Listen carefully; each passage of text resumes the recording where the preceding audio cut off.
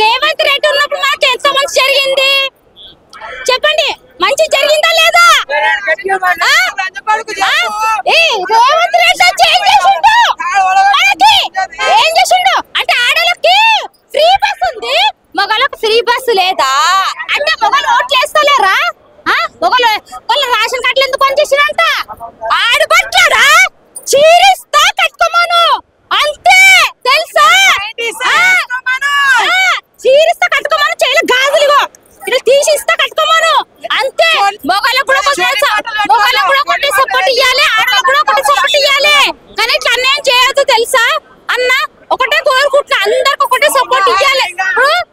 కేసీఆర్ ఎట్లా ఇచ్చిండో ఇలా కూడా అట్లా ఇవ్వాలి, అట్లా లేకపోతే చెప్తుండే అంటే చిన్న చిన్న కొంచెం సమయం కావాలంటే సమయం అంటే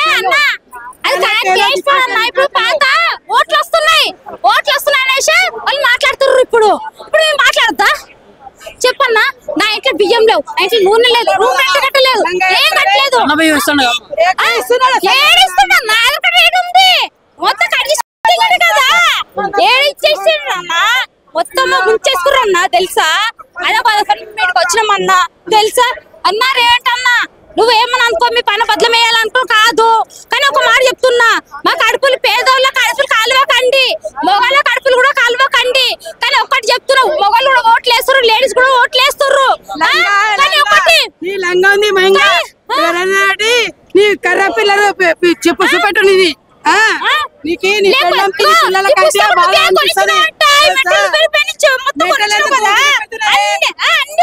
రేవంత్ రెడ్డి కొనిచ్చిండు మాకు.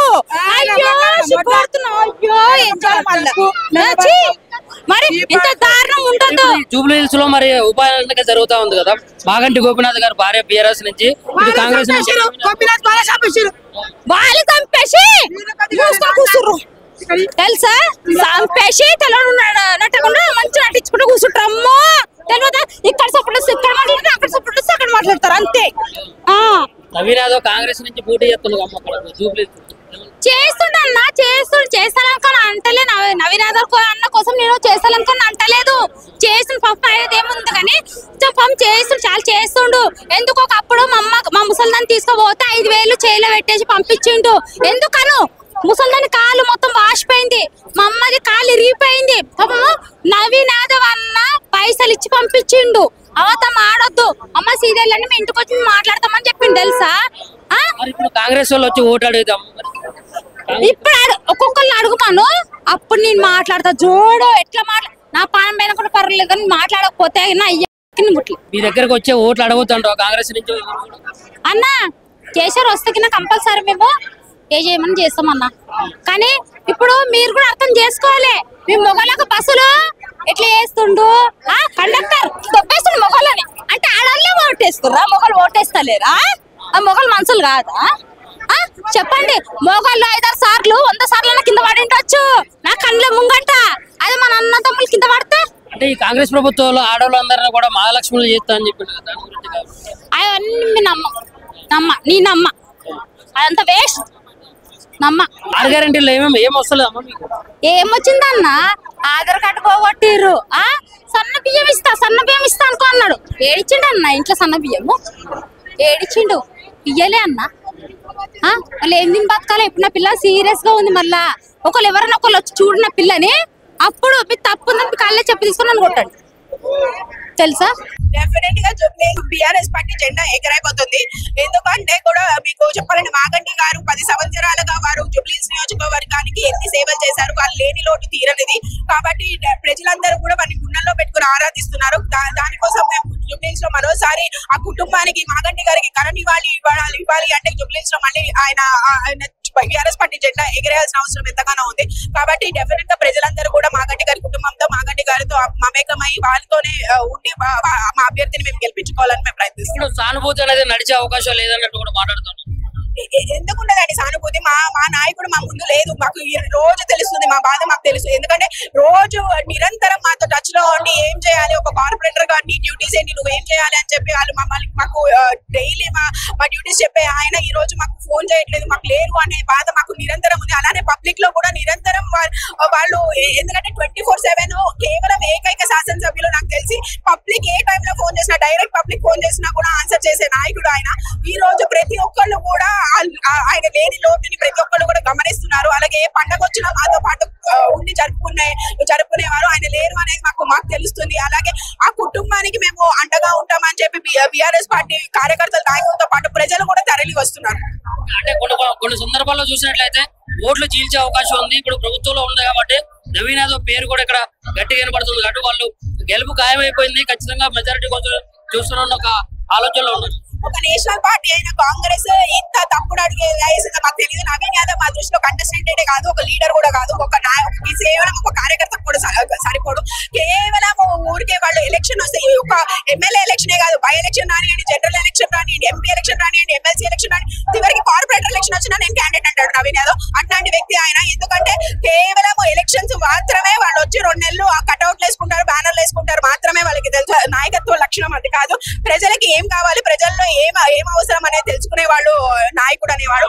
అతను నాయకుడే కాదు మా దృష్టిలో, డెఫినెట్ గా మాకు పోటీయే కాదు. సునీత మేడం కలిసి వచ్చే అంశాలు మేము చేసిన అభివృద్ధి, మేము ఇచ్చిన సంక్షేమమే మాకు కలిసి వస్తుంది. బీఆర్ఎస్ పాలనలో కేసీఆర్ గారు అందించిన సంక్షేమ పథకాలు కుమ్మం మేము అందించిన సంక్షేమ పథకాలే మా బలం. మేము 10 సంవత్సరాలు మాగంటి గోపీనాథ్ గారు ఆధ్వర్యంలో చేసిన అభివృద్ధి మా బలం. ఇప్పుడు అధికారంలో కాంగ్రెస్ ఉంది కాబట్టి కాంగ్రెస్ అభ్యర్థిని గెలిపిస్తే ఏమన్నా పనులు అయితే మరింత అభివృద్ధి దిశగా ముందుకెళ్లే అవకాశం ఉన్నట్లు కూడా మాట్లాడుతున్నారు. 20 నెలలుగా చేయని అభివృద్ధి ఇప్పుడు ఈ ఎలక్షన్ అయిపోగానే ఎక్కడి నుంచి చేస్తారు? ఇప్పుడు సాక్షాత్ ముఖ్యమంత్రి చెప్తున్నాడు కదా, ఇక లంక బందీలు ఉన్నాయి అనుకుని వచ్చాము కానీ ఇక్కడ ఏమీ లేవు, ఇక్కడ బడ్జెటే లేదు, నిధులే లేవు అని చెప్తున్నాడు. మరి సాక్షాత్ ముఖ్యమంత్రి చెప్తే ఎలా చేస్తారు? డెఫినెట్ గా ఇక్కడ చేసేది ఏం లేదు. వాళ్ళు కేవలం మాయమాటలు చెప్పి ప్రజాపాలన అన్న పేరుతో ప్రజాక్షేత్రంలోకి వచ్చారు. ప్రజలంతా గమనించారు. డెఫినెట్ గా వాళ్ళకి గెలిచేది మేమే, అంటే మా గోపన్న చేసిన అభివృద్ధి పనులు ఉన్నాయి మా ముందు. కాబట్టి ప్రజలందరూ బీఆర్ఎస్ వైపు మొక్కుతున్నారు. బీఆర్ఎస్ కి కలిసి వచ్చే అంశాలు జూబ్లీహిల్స్ లో అన్ని ఉన్నాయి. ప్రతి ఒక్కటి రోడ్లు కానించి, కళ్యాణ లక్ష్మి చెక్కులు కానించి ప్రతి ఒక్కటి అభివృద్ధి పనులన్నీ మా గోపన్న చేస్తున్నారు. కాబట్టి మా మేడం ఖచ్చితంగా 100% గెలుస్తుంది. ఇక్కడ కాంగ్రెస్ లో కూడా ఇస్తున్నాం అని చెప్తా ఉన్నారు. అదే విధంగా ఇప్పుడు ప్రభుత్వం ఉంది కాబట్టి కాంగ్రెస్ అభ్యర్థులను గెలిచినట్లయితే ఇంకా మరింత అభివృద్ధి కానీ మరిన్ని అందే అవకాశం ఉందని చెప్పేసి కూడా ఇక్కడ ప్రజల కొంతమంది అయితే చెప్పడం జరిగింది. ఈ 2 సంవత్సరాల్లో లేని అభివృద్ధి ఇప్పుడు చేస్తారని గ్యారంటీ ఏంటండి? ప్రజలకి చెప్పండి. ఏమీ లేదు. 2500 ఇస్తామన్నారు, అది లేదు. అన్ని పథకాలు ఇస్తామన్నారు, ఏ గ్యారంటీ కూడా మాకు చేయలేదు. కాబట్టి ప్రజలందరూ బీఆర్ఎస్ వైపు మొగ్గు చూపుతున్నారు. ఇప్పుడు చూసుకున్నట్లయితే ప్రభుత్వంలో లేరు కదా మీరు, మరి ఇప్పుడు గెలిచినా ఎమ్మెల్యే గెలిచినా గానీ ఏం చేయలేరు అని చెప్పేసి కూడా ఒకటి నడుస్తాం. ఏమి ఎందుకు చేయలేరండి? చేశారు కదా. మా ఎమ్మెల్యే గారు ఉన్నప్పుడు, ప్రభుత్వం లేనప్పుడు కూడా మేము చేశారు. ప్రతి ఒక్క పని చేయించారు. సీసీ రోడ్లన్నీ వేయించింది కూడా మా ఎమ్మెల్యే గారే. కాబట్టి ఆయన పేరు లేకుండా చేశారు శిలా పథకాల మీద కొన్నిట్లో. అలా చేశారు వాళ్ళు. ఇవన్నీ జనాలు బాగా గుర్తుపెట్టుకొని ఉన్నారు. సో నియోజకవర్గంలో చాలా సమస్యలు ఉన్నాయి కదా, ఇప్పుడు వరకు కూడా సమస్యలు అట్లానే ఉన్నాయి, ఇప్పుడు కూడా అట్లానే ఉన్నాయి. ఒకవేళ బీఆర్ఎస్ నుంచి కనుక ఎమ్మెల్యేగా సొంత మేడం గెలిచినట్లయితే అవి ఎక్కడ వేసిన కొంగడు అక్కడే ఉండే అవకాశం ఉందని చెప్పి లేదండి, ఖచ్చితంగా చేస్తారు. హైకమాండ్ నుంచి తెచ్చుకొని మరి ఫండ్స్ అని చెప్పిస్తారు. అంటే సానుభూతి అనేది కలిసి వస్తుంది అంట. తప్పకుండా కలిసి డెఫినెట్ గా బీఆర్ఎస్ పార్టీ జెండా ఎగరైపోతుంది.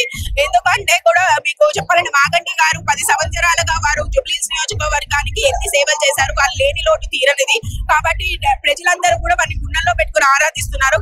దానికోసం మేము జూబ్లీహిల్స్ లో మరోసారి ఆ కుటుంబానికి, మాగంటి గారికి ఘన ఇవ్వాలి అంటే జూబ్లీహిల్స్ లో మళ్ళీ ఆయన బీఆర్ఎస్ పార్టీ జెండా ఎగిరేయాల్సిన అవసరం ఎంతగానో ఉంది. కాబట్టి డెఫినెట్ గా ప్రజలందరూ కూడా మాగంటి గారి కుటుంబంతో, మాగంటి గారితో మమేకమై వాళ్ళతోనే ఉండి మా అభ్యర్థిని మేము గెలిపించుకోవాలని మేము ప్రయత్నిస్తున్నాం. సానుభూతి అనేది నడిచే అవకాశం లేదన్నట్టు కూడా మాట్లాడుతున్నాం. ఎందుకున్నదండి సానుభూతి? మా నాయకుడు మా ముందు లేదు. మాకు ఈ రోజు తెలుస్తుంది, మా బాధ మాకు తెలుసు. ఎందుకంటే రోజు నిరంతరం మాతో టచ్ లో ఉండి ఏం చేయాలి, ఒక కార్పొరేటర్ గా నీ డ్యూటీస్ ఏంటి, నువ్వేం చేయాలి అని చెప్పి వాళ్ళు మాకు డైలీ మా డ్యూటీస్ చెప్పే ఆయన ఈ రోజు మాకు ఫోన్ చేయట్లేదు, మాకు లేరు అనే బాధ మాకు నిరంతరం ఉంది. అలానే పబ్లిక్ లో కూడా నిరంతరం వాళ్ళు ఎందుకంటే 24/7 కేవలం ఏకైక శాసనసభ్యులు నాకు తెలిసి పబ్లిక్ ఏ టైంలో ఫోన్ చేసినా, డైరెక్ట్ పబ్లిక్ ఫోన్ చేసినా కూడా ఆన్సర్ చేసే నాయకుడు ఆయన.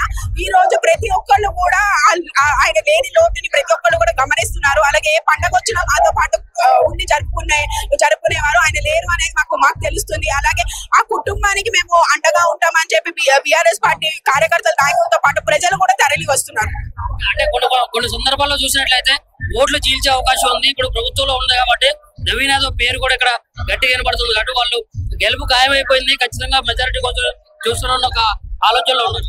ఒక నేషనల్ పార్టీ అయిన కాంగ్రెస్ ఇంత తప్పుడు అడిగే వేసిందో మాకు తెలియదు. నవీన్ యాదవ్ మా దృష్టిలో కంటెస్టెంట్ కాదు, ఒక లీడర్ కూడా కాదు, కేవలం ఒక కార్యకర్త కూడా సరిపోడు. కేవలం ఊరికే వాళ్ళు ఎలక్షన్ వస్తే ఒక ఎమ్మెల్యే ఎలక్షనే కాదు, బై ఎలక్షన్ రానియండి, జనరల్ ఎలక్షన్ రానియండి, ఎంపీ ఎలక్షన్ రానియండి, ఎమ్మెల్సీ ఎలక్షన్ రానియండి, చివరికి కార్పొరేటర్ ఎలక్షన్ వచ్చినా నేను క్యాండిడేట్ అంటాడు నవీన్ యాదవ్. అట్లాంటి వ్యక్తి ఆయన. ఎందుకంటే కేవలం ఎలక్షన్స్ మాత్రమే వాళ్ళు వచ్చి 2 నెలలు ఆ కట్అవుట్లు వేసుకుంటారు, బ్యానర్లు వేసుకుంటారు మాత్రమే వాళ్ళకి తెలుసు. నాయకత్వ లక్షణం అది కాదు. ప్రజలకి ఏం కావాలి, ప్రజల్లో ఏం అవసరం అనేది తెలుసుకునే వాళ్ళు నాయకుడు అనేవాడు. అతను నాయకుడే కాదు మా దృష్టిలో, డెఫినెట్ గా మాకు పోటీయే కాదు. సునీత మేడం కలిసి వచ్చే అంశాలు మేము చేసిన అభివృద్ధి, మేము ఇచ్చిన సంక్షేమమే మాకు కలిసి వస్తుంది. బీఆర్ఎస్ పాలనలో కేసీఆర్ గారు అందించిన సంక్షేమ పథకాలు కుమ్మం మేము అందించిన సంక్షేమ పథకాలే మా బలం. మేము 10 సంవత్సరాల్లో మాగంటి గోపీనాథ్ గారు ఆధ్వర్యంలో చేసిన అభివృద్ధి మా బలం.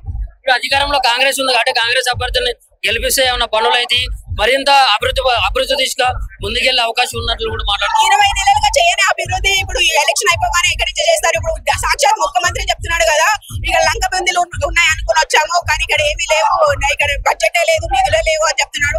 మరి సాక్షాత్ ముఖ్యమంత్రి చెప్తే ఎలా చేస్తారు? డెఫినెట్ గా ఇక్కడ చేసేది ఏం లేదు. వాళ్ళు కేవలం మాయమాటలు చెప్పి ప్రజాపాలన అన్న పేరుతో ప్రజాక్షేత్రంలోకి వచ్చారు. ప్రజలంతా గమనించారు. డెఫినెట్ గా వాళ్ళకి గెలిచేది మేమే అంటే మా గోపన్న చేసిన అభివృద్ధి పనులు ఉన్నాయి మా ముందు కాబట్టి ప్రజలందరూ బీఆర్ఎస్ వైపే మొక్కుతున్నారు. బీఆర్ఎస్ కి కలిసి వచ్చే అంశాలు ఎందుకు జూబ్లీహిల్స్ లో అన్ని ఉన్నాయి.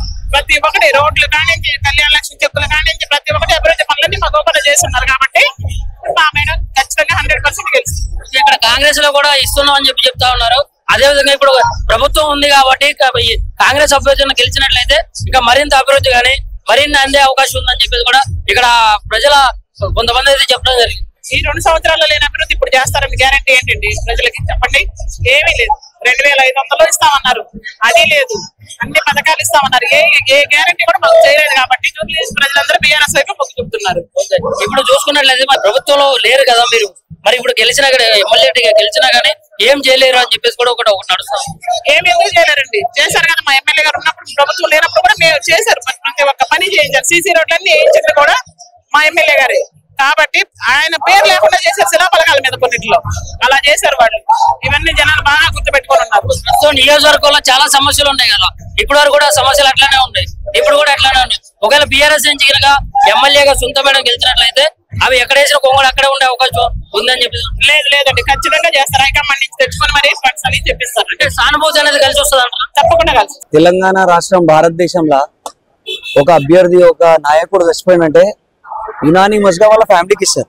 ఇవాళ ఎలక్షన్ పెట్టిందంటే పక్కా చౌట అంటారా అండి, తెలుసు కదా, ఆంధ్రాలో అయితే చౌటనే అంటారు వాళ్ళు. అయితే అట్లాంటి వాళ్ళ గురించి ఏం మాట్లాడతామన్న చెప్పును. ఎందుకంటే ఎప్పుడైనా కానీ ఒక రాజకీయ నాయకుడు చచ్చిపోతే సానుభూతి మీద వాళ్ళ ఫ్యామిలీకి ఇవ్వడం ఒకప్పుడు కాదు, గతంలో వైఎస్ రాజశేఖర్ రెడ్డి ఉన్నప్పుడు అది జరిగింది. ఇప్పుడు అదే కాంగ్రెస్ గవర్నమెంటే కదా ఇప్పుడు ఉన్నది. మళ్ళీ వాళ్ళకి ఇవ్వాలని తెలియదా? మళ్ళీ ఇంకా గెలిచినామని చెప్తుర్రా సిగ్గు లేకుండా. ఇవాళ సిగ్గు లేకుండా వాళ్ళు చెప్పినా నీకు ఒకటి చెప్తానా, ఫ్యాక్ట్ చెప్తా. ఈ మీటింగ్ తోని మీకు అర్థమవుతుండొచ్చు ఏంది మళ్ళీ రాబోయేది టిఆర్ఎస్ పాలన. అందుకే భయపడి ఏం చేస్తారు అంటే కేసులు పెట్టడం, ధమ్కీలు ఇవ్వడం. ఇప్పుడు నాలాంటి పిల్లలు ఇప్పుడు ఇంటర్వ్యూలు ఇస్తారు, ఏంగానే ఏం చేస్తారు అని పోయి బెదిరించేసి మళ్ళీ వాళ్ళ ఫేవర్ లో మాట్లాడిపిస్తారు. ఇట్లాంటివి జరుగుతున్నాయి. అంటే స్టార్ట్ అయిపోయినట్లనే కదా ఇప్పుడే. అంటే దీని బట్టి అర్థం ఏమైతుంది, మాగంటి సునీత గారు గెలుపు తథ్యం. సానుభూతి కొన్ని ఓట్లు పడ్డా గానీ గెలిపేదే సాధ్యం కాదన్నట్టు చెప్తా ఉన్నా. ఇప్పుడు సానుభూతి అంటే ఎలక్షన్ ఎందుకు పెడతాడన్న ఒక మాట చెప్తున్నా. సానుభూతి అంటుండు కదా, మళ్ళీ ఎలక్షన్ ఎందుకు పెట్టాడు? ఇప్పుడు సానుభూతి లేదు అంటుండు. ఇప్పుడు లేకుండానే కదా మళ్ళీ ఎలక్షన్ పెట్టాడు. ఉందంటే ఎలక్షన్ ఇచ్చేస్తుండే సీట్ అప్పుడే కన్ఫర్మ్ అవుతుండే ఆమెకి. అందుకే సానుభూతి లేదు ఈడ ఏంటంటే మాగంటి గోపీనాథ్ చేసిన పనులు, టిఆర్ఎస్ చేసిన పనులు. ఇప్పుడు క్యాండిడేట్ ఎవరు? మాగంటి సునీత గారు. Clean candidate. ఆమె బ్యాక్గ్రౌండ్ మొత్తం క్లీన్. ఒక దివంగత నేత నాయకుడు అంటే వాళ్ళ భార్య అంటే ఒక ఎవరైనా చిన్న పిల్లగాడికి కానీ ఎవరికైనా కానీ ఒక రెస్పెక్ట్ ఉంది. మాగంటి సునీత మేడం గారి గెలుపుకి కలిసి వచ్చేటువంటి ప్రధాన అంశాలు ఏంటి? మాగంటి గోపినాథ్ చేసిన పనులండి. ఇప్పుడు వెనకాల గ్రౌండ్ ఉంది, ఇది ఎగ్జాంపుల్ గ్రౌండ్ ఉంది. భవిష్యత్తులో పిల్లలకు ఆడుకోవడానికి గ్రౌండ్ లేదంటే ఈ గ్రౌండ్ చేయించండి, పెద్ద క్వారీ ఇది. ఇట్లాంటి గ్రౌండ్ ఏర్పాటు చేసినంటే తెలంగాణలో ఎవరైనా కానీ ఎమ్మెల్యే కానీ ఒక మినిస్టర్ కానీ స్థలం ఆక్యుపై చేసుకుందాం, మన వాళ్ళకి ఇప్పించుకుందాం అట్లా ఆలోచిస్తాడు. అయినా భవిష్యత్తు తరం గురించి ఆలోచించండి. ఒక గ్రౌండ్ ఉండాలి పిల్లలకి జాగింగ్ చేయడానికి, పిల్లలకి లేడీస్ కి కానివ్వండి, ప్రతి ఒక్కరికి బతుకమ్మ కానివ్వండి, రంజాన్ కానివ్వండి, క్రిస్మస్ కానివ్వండి, గ్రౌండ్ లో తెలంగాణ రాష్ట్రంలో కాదు అట్లాంటిది చేస్తాడు ఆయన. ఇవాళ లేడు కాబట్టి ఇంకా ఏం మాట్లాడలేకపోతున్నాం. కాంగ్రెస్ అభ్యర్థి అని కాకుండా నవీన్ యాదవ్ చూసి ఖచ్చితంగా ఓటేయాలి, నవీన్ యాదవ్ ఒక అవకాశం ఇవ్వాలన్నట్లు కూడా ఇక్కడ జూబ్లీ హిల్స్ నియోజకవర్గ ప్రజలైతే ఆలోచిస్తున్నారు అని చెప్పి. నవీన్ యాదవ్ 3 సార్లు కంటెస్ట్ చేసి కార్పొరేటర్, ఎమ్మెల్యే, మళ్ళీ కార్పొరేటర్ గెలిచిందా? నేను కూడా ఒకసారి సపోర్ట్ చేసిన నవీన్కి, చేయలేను కాదు, గతంలో నేను కూడా సపోర్ట్ చేసిన. కాకపోతే ఇవాళది ఏంది, ఇవాళ క్యాండిడేట్ ఎవరు? మాగంటి సునీత. మాగంటి సునీత అంటే ఇప్పుడు జనాల్లో వెళ్ళిపోయింది ఆమె ఆల్రెడీ. ఇంతకుముందు ఏంటంటే గోపన్న ఉన్నప్పుడు తెర వెనక పైన ఉండేమే, ఇవాళ తెరపైకి వచ్చి పాలిటిక్స్లో వచ్చారు. ఇవాళ అందరు ఏమనుకుంటారంటే ఈమెకి ఏం తెలుసు, రాజకీయ అనుభవం లేదు అది అనుకుంటారు. కానీ అప్పుడు నుంచి గోపన్న ఉన్నప్పటి నుంచే ఆమెకి మొత్తం నాలెడ్జ్, పొలిటికల్ నాలెడ్జ్. ఈ ఎవరెట్లా ఈ ఫలానా బస్సుల లీడర్ ఎవరు, ఎవరేంది, ప్రజలు ఎవరు, ఏంది, ప్రతి ఒక్క అవగాహన ఉంది ఆమెకి. ఇప్పుడు హైదరాబాద్ ప్రాంతంలో చూసుకున్నట్లయితే ఒక్క సీటు కూడా కాంగ్రెస్ గెలవలేదు కాబట్టి ఇప్పుడు అధికారంలో ఉండి ఖచ్చితంగా ఈ సీటు గెలవాలి, జూబ్లీ హిల్స్ సీటు ఖచ్చితంగా కైవసం చేసుకునేదానికి ఖచ్చితంగా ఒక ప్రణాళికతో ముందుకెళ్తుంది. గెలిపే లక్ష్యంగా కాంగ్రెస్ ప్రయత్నాలు చేస్తుంది అన్నట్లయితే ఉంది. మరి దానికి ఎట్లయితుంది? ఇప్పుడు ఒక చిన్న మాట చెప్తా అన్న, 6 గ్యారంటీ అన్నాడు, వచ్చినాయా? 6 గ్యారంటీ వచ్చినాయా మీకు? రాలే. బస్ ఫ్రీ చేసిండు, ఏమైంది? లేడీస్ కొట్టుకుంటారు. తులం బంగారం అన్నాడు, రాలే. కళ్యాణ లక్ష్మి షాదీ ముబారక్ గారు కేసీఆర్ పెట్టింది, అది కూడా. స్కూటీ బండ్లు అన్నాడు, స్కూటీ కూడా రాలే. రైతు బంధు అది కూడా స్వాహా. పెద్ద మనిషి కేసీఆర్ ఏమన్నాడు? కరెంట్ ఆగమవుతుంది, రైతు బంధు ఆగమవుతుంది అన్నాడు. అట్లనేది కదా. మళ్ళా ఈ చిన్న ఉదాహరణ, కాంగ్రెస్ పార్టీకి ఇవాళ ప్రతిపక్షం అనేది కాకుండా జనాల్లో కూడా ఆపోజిషన్ మెరిగిపోయింది మొత్తం. ఏంటంటే ఏం అభివృద్ధి పనులు జరుగుతలేవు, అదొకటి ఉంది. కాంగ్రెస్ నుంచి ఈవెన్ దో ఈ జూబ్లీ హిల్స్ నుంచి రేవంత్ రెడ్డి నిలబడిన ఓడిపోతాడు ఇప్పుడు అట్లా ఉంది. ఇప్పుడు అందుకే 100% మాగంటి సునీత గారే గెలుస్తారు. నవీన్ యాదవ్కి ఎందుకు ఓటేయొద్దు? ఇటు బీఆర్ఎస్ నుంచి పోటీ నిలబడినటువంటి మాగంటి గోపినాథ్ గారి సతీమణి సునీత మేడంకి ఎందుకు ఓటేయాలి? గతంలో టీఆర్ఎస్ ఉన్నప్పుడు ఎన్ని పనులు చేసారో జూబ్లీ హిల్స్ లో ప్రతి ఒక్క జనాలకి తెలుసు. అందుకే ఇప్పుడు మాగంటి సునీత గారికి ఇస్తే ఏంటంటే గోపన్న చేసిన పనులు ఇవాళ ఏదైతే కాంగ్రెస్ చేస్తుందో డెవలప్మెంట్ ఇవి అనేసి ఇనాగ్రేషన్లు, అవి గోపన్న చేసిన డెవలప్మెంట్లు. అవి అన్ని ఇనాగ్రేషన్లు జరిగినాయి. మళ్ళీ వీళ్ళు ఏం చేస్తారు, మళ్ళీ ఇనాగ్రేషన్ పెడతారు. రాష్ట్రంలో బడ్జెట్ లేదంటుండు, ఏమని అడిగితే రేవంత్ రెడ్డి నన్ను కోసుకొని తింటారా తినండి అంటుండు. అటువంటిది జూబ్లీ హిల్స్ లో ఎక్కడి నుంచి వస్తున్నాయి ఫండ్స్? ఎందుకు వస్తున్నాయి? ఇవాళ శిలా పథకాలు ఎందుకు పెడుతుర్రు? రోడ్లు ఇనాగ్రేషన్లు ఎందుకు చేస్తుర్రు? ఎందుకంటే జూబ్లీ హిల్స్ బై ఎలక్షన్ ఉంది కాబట్టి. మళ్ళీ ఏడు నుంచి వస్తుంది ఫండ్? మళ్ళీ తెలంగాణలో ఫండ్ లేదంటుండు. అట్లాంటి జూబ్లీ హిల్స్ లో ఫండ్ ఏడు నుంచి వస్తుంది? ఈ శిలా పథకాలకి వర్క్ మాత్రమే ఇది. ఈ ఎలక్షన్లు ఉన్నాయి, ఇప్పుడు మేము చూపిస్తున్నాం, మేము చేస్తున్నాం అనేసి పబ్లిక్ లో చూపించడానికి అంతే. మళ్ళీ రాష్ట్రంలో ఏడబోయినాయండి ఫండ్లు. కొన్ని ప్లేసుల్లో రద్దీగా ఉన్న ప్రాంతాల్లో అయితే రోడ్లు అంటే మంచిగున్న రోడ్లు కూడా పాల్గొట్టిన పరిస్థితి.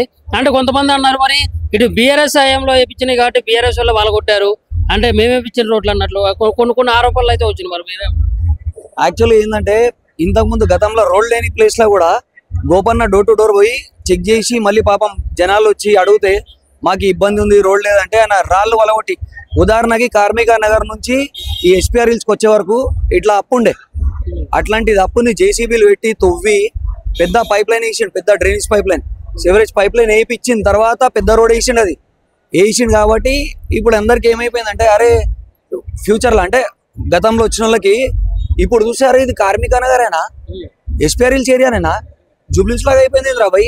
అట్లా అభివృద్ధి చేసిండు మానవాడు. అంటే ప్రధానంగా చూసుకున్నట్లయితే చాలా సమస్యలు ఉంటాయి జరిగింది. అంటే ప్రధానంగా అంటే పబ్లిక్ ఇబ్బంది కలిగేది డ్రైనేజీ కానీ ఇట్లా చాలా ప్రధాన సమస్యలు అయితే ఉన్నాయి. మరి వాటి ఇంత ముందు కూడా అట్లనే ఉన్నాయి, ఇప్పుడు కూడా అట్లనే ఉన్నాయి. మరి ఆ సమస్యల పరిష్కారం ఎప్పుడు? మరి ఇప్పుడు కాంగ్రెస్ అధికారంలో ఉంది కాబట్టి ఈ సమస్యలకి పరిష్కారం మరి కాంగ్రెస్ ని గెలిపిస్తేనే వచ్చే అవకాశం ఉంది అని చెప్పేసి మాట్లాడుతుంది. ఇప్పుడు ఇచ్చే 6 గ్యారెంటీలు చెప్పిండు రేవంత్ రెడ్డి, 6 గ్యారెంటీలే నెల తెరుచుకోలేకపోయిండు. మళ్ళీ ఇది ఎక్కడి నుంచి చేస్తాడండి మీరు చెప్పండి మీరే. ఇప్పుడు 6 గ్యారెంటీలు ఏమి వేసాడు? బస్ ఫ్రీ వేసాడు, లేడీస్ కొట్టుకుంటారు, లేడీస్ కొట్టుకుంటారు. మళ్ళీ రైతు బంధు పోయింది, కరెంట్ ఫ్రీ అన్నాడు, కరెంట్ పోయింది, గ్యాస్ అన్నాడు, స్కూటీ బండి అన్నాడు, ఇవన్నీ చేయనాడు. ఇప్పుడు ఎక్కడి నుంచి చేస్తాడు ఈ అభివృద్ధి మీరు చెప్పండి, మీరే చెప్పాలి. అభివృద్ధి చేయగలుగుతాడా? ఆ 6 గ్యారెంటీ చేయలేకపోయినాడు, ఇవాళ డెవలప్ ఎట్లా చేస్తాడు? మూటలు మూటలు ఈడు ఢిల్లీకి తీసుకుపోతారు, గల్లీ పార్టీ టీఆర్ఎస్ పార్టీ. అందుకే డెవలప్మెంట్ అనేది ఆపేసిరిట. జూబ్లీహిల్స్ బై ఎలక్షన్ కాబట్టి ఇవాళ ఇక్కడ శిలాపలకాలు అవి పెట్టి మేము చేస్తున్నాం, మేము చేపించినాం, ఇప్పుడు ఈ పనులు చేస్తున్నాం అది అంటారు. మళ్ళా చిన్న ఉదాహరణ మీరే ఆలోచించండి. అయితే ఇప్పుడు మరి బీఆర్ఎస్ అధికారంలో లేదు, ఓటేసినా కానీ ఉపయోగం లేదు. అది ఇప్పుడు కాంగ్రెస్ అధికారంలో ఉంది కాబట్టి కాంగ్రెస్ నుంచి నవీన్ యాదవ్ని గెలిపించినట్లయితే ఏమన్నా ప్రయోజనాలు ఉంటే ఏమన్నట్లు కూడా ఆలోచనలో ఉన్నారు. సరే సీఎం ఇప్పుడు వాళ్ళు రూలింగ్ లో ఉన్నారు. ఇప్పుడు మా ఎమ్మెల్యే గెలుస్తారు, సునీతమ్మని గెలిపించుకుంటాం. గెలిపించుకున్నాక ఏం చేస్తాం? ఆడ నుంచి ఫండ్ రాకపోతే కలెక్టర్ దగ్గర పోతాం, ఫర్దర్ ఇంకా పైకి పోతాం, చేపించుకుంటాం. ఆ సత్తా ఉంది, ధర్నాలు చేస్తాం. ఉద్యమం పార్టీ కదా, ధర్నాలు చేసి చేసుకుంటాం. 7 దేవాలో తలలోంచి మరీ చేపిస్తాం పనులు. ఆ సత్తా ఉంది, అది రూలింగ్ లో ఎవరున్నా కానీ చేపించుకోగలిగే సత్తా ఉంది. ఇవాళ మా మీద ఎన్నో కేసులు వేసిర్రు, ప్రతిపక్షంలో ఉన్నాం కాబట్టి. అయినా మేము పార్టీలో నిలబడి ఉన్నాం. ఇవాళ తెలంగాణ రాష్ట్రం భారతదేశంలో ఒక అభ్యర్థి ఒక నాయకుడు చచ్చిపోయిందంటే యునానిమస్ గా వాళ్ళ ఫ్యామిలీకి ఇస్తారు. ఇవాళ ఎలక్షన్ పెట్టిండంటే పక్కా చౌటాడు, చౌట అంటారా అండి, తెలుసు కదా, ఆంధ్రాలో అయితే చౌటనే అంటారు వాళ్ళు. అయితే అట్లాంటి వాళ్ళ గురించి ఏం మాట్లాడతామన్నా చెప్పును. ఎందుకంటే ఎప్పుడైనా కానీ ఒక రాజకీయ నాయకుడు చచ్చిపోతే సానుభూతి మీద వాళ్ళ ఫ్యామిలీకి ఇవ్వడం ఒకప్పుడు కాదు, గతంలో వైఎస్ రాజశేఖర్ రెడ్డి ఉన్నప్పుడు కూడా అదే జరిగింది. ఇప్పుడు అదే కాంగ్రెస్ గవర్నమెంటే కదా ఇప్పుడు ఉన్నది. మళ్ళీ వాళ్ళకి ఇవ్వాలని తెలియదా? మళ్ళీ ఇంకా గెలిచినామని చెప్తుర్రా సిగ్గు లేకుండా. ఇవాళ సిగ్గు లేకుండా వాళ్ళు చెప్పినా నీకు ఒకటి చెప్తా అన్న, ఫ్యాక్ట్ చెప్తా. ఈ మీటింగ్ తోని మీకు అర్థమవుతుండొచ్చు ఏంది మళ్ళీ రాబోయేది టిఆర్ఎస్ పాలనే. అందుకే భయపడి ఏం చేస్తారు అంటే కేసులు పెట్టడం, ధమ్కీలు ఇవ్వడం. ఇప్పుడు నాలాంటి పిల్లలు ఇప్పుడు ఇంటర్వ్యూలు ఇస్తారు, ఏంగానే ఏం చేస్తారు అని పోయి బెదిరించేసి మళ్ళీ వాళ్ళ ఫేవర్ లో మాట్లాడిపిస్తారు. ఇట్లాంటివి జరుగుతున్నాయి అంటే స్టార్ట్ అయిపోయినట్లనే కదా ఇప్పుడే. అంటే దీన్ని బట్టి అర్థం ఏమైతుంది? మాగంటి సునీత గారు గెలుపు తథ్యం. సానుభూతి కొన్ని ఓట్లు పడ్డా గానీ గెలిపేదే సాధ్యం కాదన్నట్టు చెప్తా ఉన్నా. ఇప్పుడు సానుభూతి అంటే ఎలక్షన్ ఎందుకు పెడతాడన్న ఒక మాట చెప్తున్నా. సానుభూతి అంటుండు కదా, మళ్ళీ ఎలక్షన్ ఎందుకు పెట్టాడు? ఇప్పుడు సానుభూతి లేదంటుండు, ఇప్పుడు లేకుండానే కదా మళ్ళీ ఎలక్షన్ పెట్టాడు. ఉందంటే ఎలక్షన్ ఇచ్చేస్తుండే సీట్ అప్పుడే కన్ఫర్మ్ అవుతుండే ఆమెకి. అందుకే సానుభూతి లేదు ఈడ ఏంటంటే మాగంటి గోపీనాథ్ చేసిన పనులు, టిఆర్ఎస్ చేసిన పనులు. ఇప్పుడు క్యాండిడేట్ ఎవరు? మాగంటి సునీత గారు. క్లీన్ క్యాండిడేట్ ఆమె బ్యాక్గ్రౌండ్ మొత్తం క్లీన్. ఒక దివంగత నేత నాయకుడు అంటే వాళ్ళ భార్య అంటే ఒక ఎవరైనా చిన్న పిల్లగాడికి కానీ ఎవరికైనా కానీ ఒక రెస్పెక్ట్ ఉంది. మాగంటి సునీత మేడం గారి గెలుపుకి కలిసి వచ్చేటువంటి ప్రధాన అంశాలు ఏంటో? మాగంటి గోపీనాథ్ చేసిన పనులండి. ఇప్పుడు వెనకాల గ్రౌండ్ ఉంది, ఇది ఎగ్జాంపుల్ గ్రౌండ్ ఉంది. భవిష్యత్తులో పిల్లలకు ఆడుకోవడానికి గ్రౌండ్ లేదంటే ఈ గ్రౌండ్ చేయించండి, పెద్ద క్వారీ ఇది. ఇట్లాంటి గ్రౌండ్ ఏర్పాటు చేసినట్టే తెలంగాణలో ఎవరైనా కానీ ఎమ్మెల్యే కానీ ఒక మినిస్టర్ కానీ స్థలం ఆక్యుపై చేసుకుందాం, మన వాళ్ళకి ఇప్పించుకుందాం అట్లా ఆలోచిస్తాడు.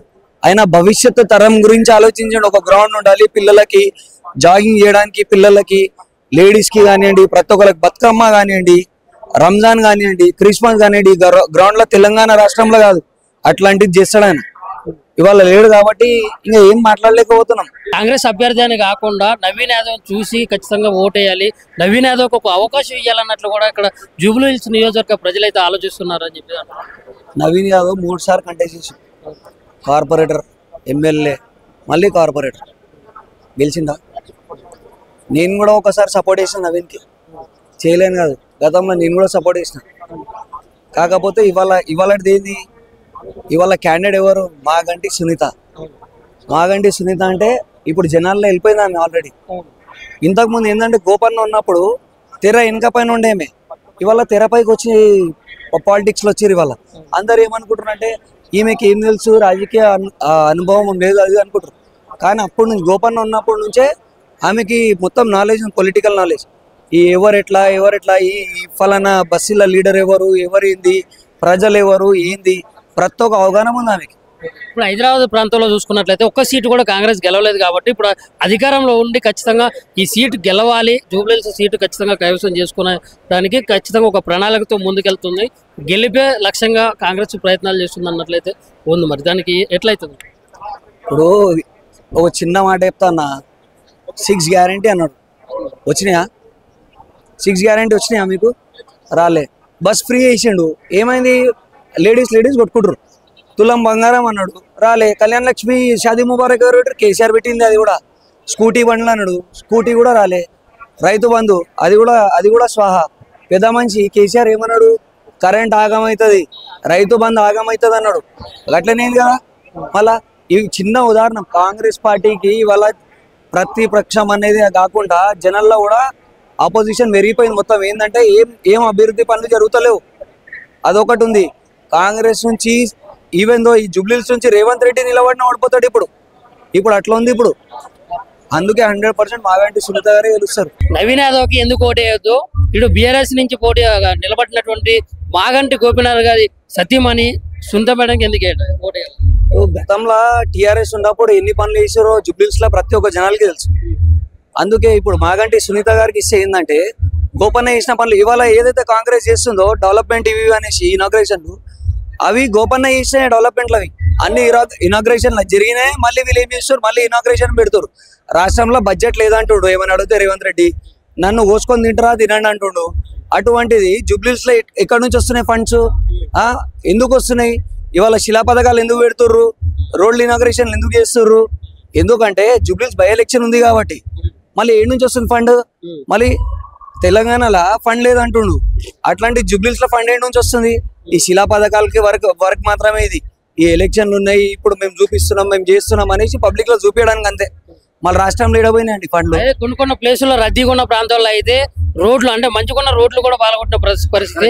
అంటే కొంతమంది అన్నారు మరి ఇటు బీఆర్ఎస్ హయాంలో వేయించినాయి కాబట్టి బీఆర్ఎస్ వల్ల పాల్గొట్టారు అంటే మేమేపించిన రోడ్లు అన్నట్లు కొన్ని ఆరోపణలు అయితే వచ్చినాయి. మరి మీరే యాక్చువల్లీ ఏంటంటే ఇంతకుముందు గతంలో రోడ్ లేని ప్లేస్ లో కూడా గోపన్న డోర్ టు డోర్ పోయి చెక్ చేసి మళ్ళీ పాపం జనాలు వచ్చి అడిగితే మాకు ఇబ్బంది ఉంది రోడ్ లేదంటే ఆయన రాళ్ళు వలగొట్టి, ఉదాహరణకి కార్మిక నగర్ నుంచి ఈ ఎస్పీఆర్ హిల్స్కి వచ్చే వరకు ఇట్లా అప్పు ఉండే, అట్లాంటిది అప్పుని జేసీబీలు పెట్టి తవ్వి పెద్ద పైప్ లైన్ వేసిండు, పెద్ద drainage pipe line, sewerage pipe line వేయించిన తర్వాత పెద్ద రోడ్ వేసిండు. అది వేసిండు కాబట్టి ఇప్పుడు అందరికి ఏమైపోయిందంటే అరే ఫ్యూచర్లో అంటే గతంలో వచ్చిన వాళ్ళకి ఇప్పుడు చూసారు ఇది కార్మిక నగరేనా, ఎస్పీఆర్ హిల్స్ ఏరియానేనా, జూబ్లీహిల్స్ లాగా అయిపోయింది రాబాయ్.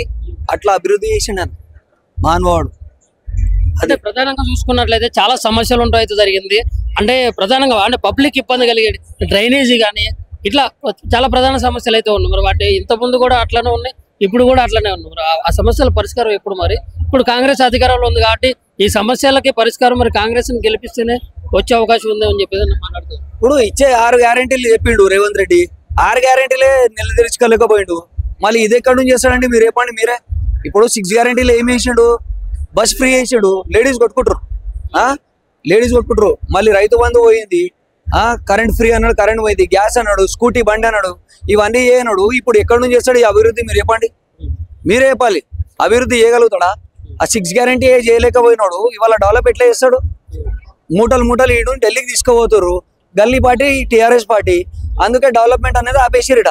జూబ్లీహిల్స్ బై ఎలక్షన్ కాబట్టి ఇవాళ ఇక్కడ శిలాపలకాలు అవి పెట్టి మేము చేస్తున్నాం, మేము చేపించినాం, ఇప్పుడు ఈ పనులు చేస్తున్నాం అది అంటారు.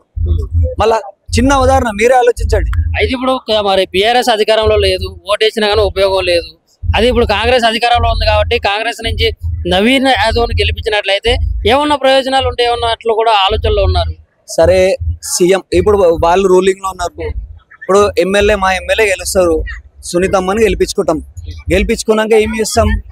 ఆడ నుంచి ఫండ్ రాకపోతే కలెక్టర్ దగ్గర పోతాం, ఫర్దర్ ఇంకా పైకి పోతాం, చేపించుకుంటాం. ఆ సత్తా ఉంది, ధర్నాలు చేస్తాం. ఉద్యమం పార్టీ కదా, ధర్నాలు చేసి చేసుకుంటాం. 7 దేవాలో తలలోంచి మరీ చేపిస్తాం పనులు. ఆ సత్తా ఉంది.